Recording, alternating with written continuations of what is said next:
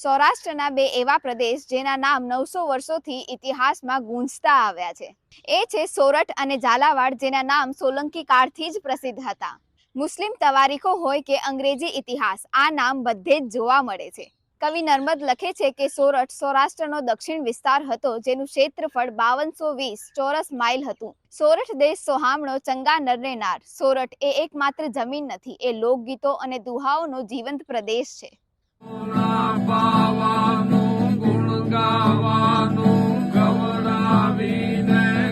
હાલાર પણ સૌરાષ્ટ્રનો એક પ્રાચીન અને શક્તિશાળી પ્રદેશ રહ્યો છે.